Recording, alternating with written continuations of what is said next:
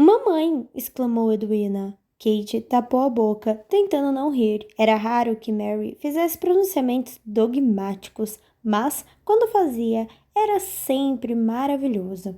Bem, é verdade, ela continua vestindo a filha mais nova com aquela cor de tangerina. Qualquer um pode ver que a pobrezinha precisa de um azul ou verde menta. A senhora me fez usar amarelo, recordou Kate. E lamento, isso vai me ensinar a não dar ouvidos à vendedora. Nunca deveria ter duvidado do meu próprio julgamento. Vamos ter que fazer uma bainha naquele vestido para Edwina. Como ela era bem mais baixa que Kate e tinha uma cor muito mais delicada, isso não seria um problema. Quando fizer isso, disse Kate, virando-se para a irmã, lembre-se de retirar o babado da manga. É bastante incômodo e dá coceira. Eu quase o arranquei bem no meio do baile dos Ashbournes. Mary revirou os olhos. Estou surpresa e, ao mesmo tempo, agradecida que você tenha decidido se controlar. Estou surpresa, mas não agradecida, comentou Edwina, com um sorriso malicioso. Basta pensar em como Lady Winstanley teria se divertido com isso. Ah, sim, afirmou Kate, retribuindo o sorriso. Agora me dei conta. O narciso amarelo chamuscado arranca suas pétalas. Vou subir, anunciou Mary, balançando a cabeça ao ver as bobagens que as filhas diziam. Tentem não esquecer que nós temos uma festa para ir hoje à noite. Talvez vocês queiram descansar um pouco antes de sair. Com certeza dormiremos tarde mais uma vez. Kate e Edwina assentiram e prometeram descansar, enquanto Mary guardava o bordado e deixava o recinto. Nem bem a mãe saiu, Edwina virou-se para Kate e perguntou: Você já decidiu que vestido vai usar hoje à noite? O verde de renda, acho. Eu deveria vestir branco, sabe? Mas temo que não caia bem em mim.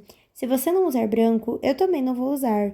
Vou com meu vestido de musselina azul, falou Edwina com lealdade. Kate assentiu em sinal de aprovação e voltou os olhos para o jornal, tentando equilibrar Newton, que deitara de costas para que ela coçasse sua barriga. Na semana passada, o Sr. Bearbrook disse que você parecia um anjo de vestido azul, por causa da cor de seus olhos. Edwina piscou, surpresa. O Sr. Bearbrook disse isso para você? Kate ergueu os olhos. Claro, todos os seus pretendentes tentam transmitir seus elogios através de mim. Verdade? Por quê?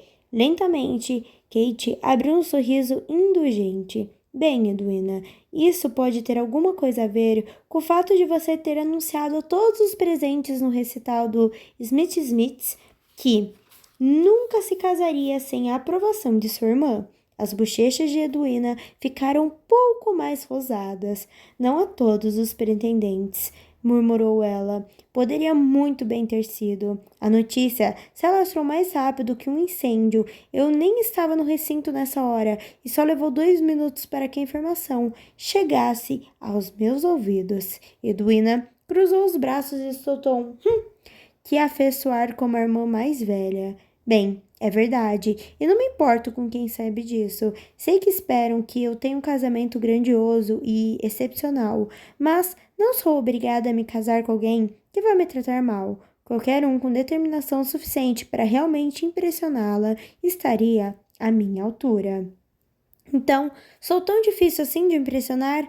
As duas irmãs se entreolharam. Em seguida, responderam em uníssono: sim. Mas, enquanto Kate ria junto com Edwina, teve um incômodo sentimento de culpa. As 3 Sheffields sabiam que quem agarraria um nobre e sua fortuna seria Edwina. Seria a mais nova quem garantiria que a família não passaria o resto da vida em pobreza refinada. Edwina era bela, ao passo que Kate era... Kate era Kate. Ela não se importava. A beleza da irmã era simplesmente um fato da vida. Havia algumas verdades que Kate decidira aceitar fazia muito tempo. Nunca aprenderia a dançar uma valsa sem tentar conduzir o parceiro. Sempre teria medo de tempestades de raios, por mais que dissesse a si mesma que estava sendo ridícula. E não importava o que vestisse, quanto arrumasse o cabelo ou beliscasse as bochechas, nunca seria tão bela quanto Edwina. Além disso, Kate não tinha muito certeza de que gostaria de toda a atenção que Edwina recebia, nem como estava percebendo, lhe agradaria a responsabilidade de ter de arranjar um bom casamento para sustentar a mãe e a irmã. Edwina, chamou Kate em voz baixa, e seu olhar se tornou sério. Você não precisa se casar com alguém de quem não goste. Sabe disso? Edwina assentiu, parecendo de repente que ia chorar. Se decidir que não há um único solteiro em Londres, bom bastante para você, que seja, voltaremos para Somerset e faremos companhia uma à outra. Não há ninguém de quem eu goste mais, de qualquer forma. Nem eu, murmurou Edwina. E se você encontrar um homem que a faça se apaixonar perdidamente, então Mary e eu ficaremos muito felizes. Você também não deve se preocupar por nos deixar. Aproveitaremos a companhia uma da outra. Você também poderia encontrar alguém com quem se casar, observou Edwina. Kate contorceu os lábios num pequeno sorriso. Poderia, permitiu-se dizer, sabendo que provavelmente não era verdade. Ela não queria continuar solteira por toda a vida, mas duvidava que fosse encontrar um marido em Londres. Talvez um de seus admiradores se apaixonasse por mim. Ao perceber que você é inacessível, provocou. Edwina bateu nela com uma almofada. Não seja tola. Eu não sou, protestou Kate. E não era. Para falar a verdade, essa lhe parecia a chance mais provável de conseguir um marido na cidade. Você sabe com que tipo de homem sonho em me casar? Indagou Edwina, com os olhos subitamente sonhadores. Kate balançou a cabeça. Com um erudito. Um erudito? Um erudito? Respondeu Edwina com firmeza. Kate pigarreou. Não tenho certeza de que você vai encontrar muitos deles na cidade durante a temporada. Eu sei. Edwina deixou escapar um suspiro baixo. Mas a verdade é que eu gosto bastante de ler. E você sabe disso. Ainda que eu não deva dizer em público, prefiro passar o dia na biblioteca a ficar perambulando no Hyde Park. Acredito que deveria desfrutar a vida com um homem que gostasse tanto quanto eu de pesquisas literárias. Certo, a mente de Kate trabalhava de forma frenética. Também não era provável que Edwina encontrasse um erudito em Somerset.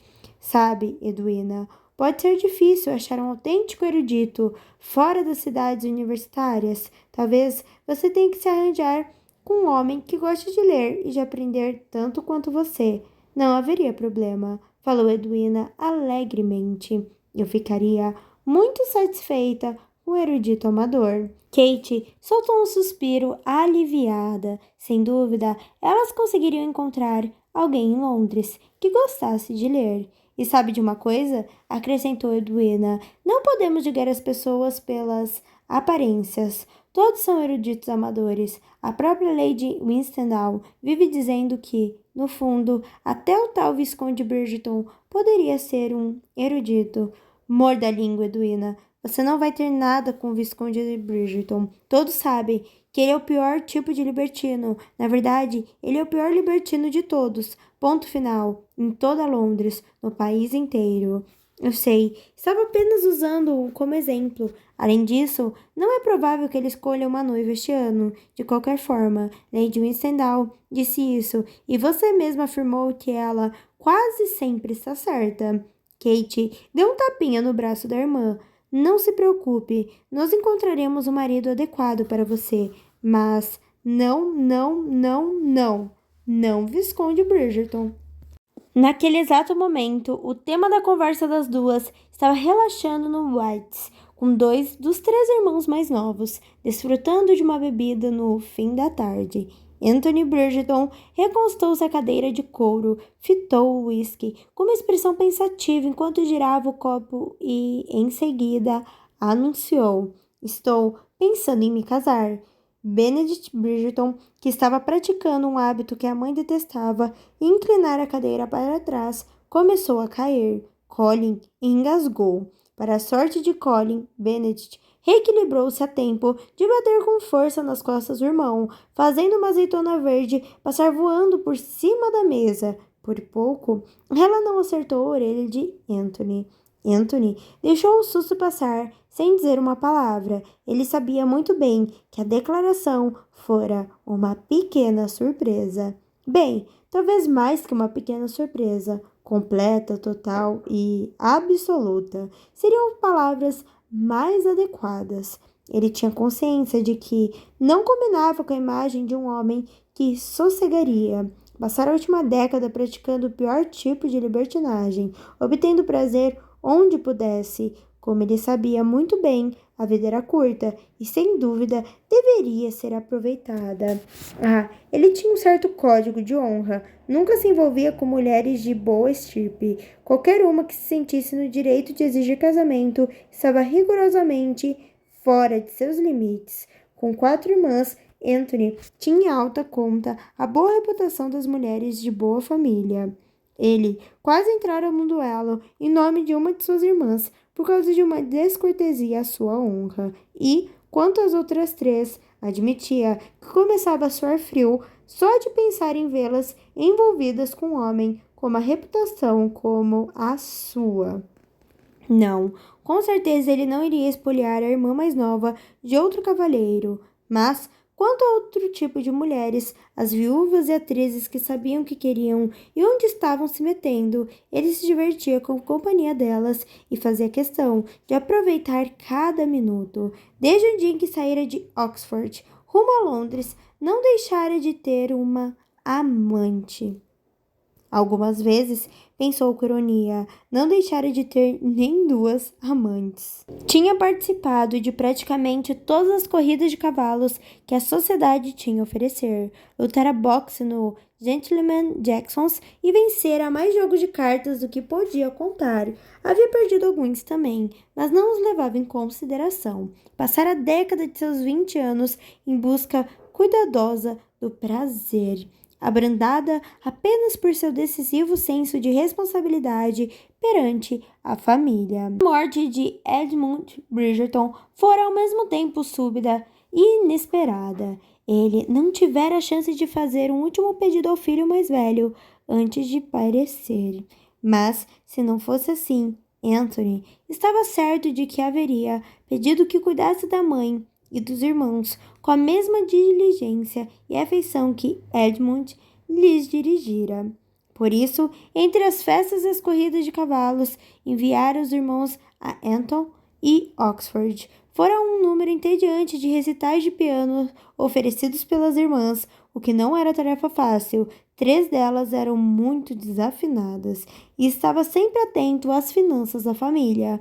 Com 7 irmãos e irmãs, considerara sua obrigação garantir que houvesse dinheiro o suficiente para o futuro deles. Ao se aproximar dos 30 anos, percebera que passava cada vez mais tempo dedicando-se à herança e à família e cada vez menos em busca de prazer. E gostava disso. Ainda mantinha uma amante, mas nunca mais de uma por vez, e descobrira que não se sentia necessidade de entrar em todas as corridas de cavalos ou de ficar até tarde em uma festa apenas para ganhar a última mão de cartas. Sua reputação, sem dúvida, permanecera com ele. Na verdade, ele não se importava. Havia certos benefícios em ser considerado o libertino mais censurável da Inglaterra. Quase todos o temiam, por exemplo. Isso era sempre uma coisa boa. Mas chegara a hora de se casar. Ele devia sossegar, ter um filho. Tinha um título a alegar, afinal. Sentia uma pontada de arrependimento e talvez também um toque de culpa, pois era improvável que vivesse para ver o filho adulto. Mas o que podia fazer? Era o primogênito de um Bridgerton, que fora o primogênito de um Bridgerton, que fora o primogênito de um Bridgerton, remontando as 8 gerações. Tinha responsabilidade dinástica de crescer e se multiplicar. Além disso, obtinha algum conforto em saber que deixaria 3 irmãos capazes e carinhosos. Eles cuidariam para que seu filho fosse criado com amor e a honra que todo Bridgerton desfrutava. Suas irmãs mimariam o garoto e a mãe poderia estragá-lo. Anthony chegou a abrir um sorriso discreto ao pensar na família grande e muitas vezes rude. O filho não precisaria de um pai para ser amado. E qualquer criança que ele gerasse, bem, provavelmente não se lembraria dele depois que morresse. Seria jovem, imatura. Não havia escapado a atenção de Anthony que, de todos os filhos dos Bridgertons, ele, o mais velho, foi o mais afetado pela morte do pai. Anthony tomou outro gole de uísque e endireitou os ombros, afastando tais ruminações da mente. Ele precisava se concentrar no assunto, ou seja, encontrar uma esposa. Como era bastante organizado e perspicaz, fizeram uma lista de exigências para a posição. Primeiro, a mulher deveria ser razoavelmente atraente. Não precisava ser uma beldade, embora isso fosse aceitável, mas ele teria que se deitar com ela. Imaginava que sentir certa atração, sem dúvida, tornaria a tarefa mais agradável. Em segundo lugar, não podia ser burra. Essa, refletiu Anthony, talvez fosse a mais difícil das exigências. Não estava muito impressionado com as proezas mentais das debutantes de Londres. Na última vez em que cometeram o erro de iniciar uma conversa com uma jovem recém-saída da escola, ela fora incapaz de falar de outra coisa além da comida. Segurava um prato com morangos e do tempo, nem mesmo entender isso direito. Quando Anthony perguntara se a mocinha acreditava que o tempo ia se tornar inclemente, ela respondera: não faço a menor ideia. Nunca estive inclemente. Ele conseguiria evitar conversar com uma esposa que não fosse muito inteligente, mas não queria filhos estúpidos. Em terceiro lugar, isso era o mais importante, ela não podia ser alguém por quem ele se apaixonasse de verdade. Em nenhuma circunstância, essa regra deveria ser infringida. Anthony não era um cínico completo. Sabia que o amor verdadeiro existia. Qualquer pessoa que tivesse ficado no mesmo cômodo com seus pais sabia disso. Mas amor era uma complicação que ele preferia evitar. Não tinha desejo nenhum de presenciar esse milagre, em particular na própria vida. E, como Anthony se acostumara a conseguir o que queria, não tinha dúvida de que encontraria uma mulher atraente e inteligente por quem nunca se apaixonaria. E qual o problema nisso?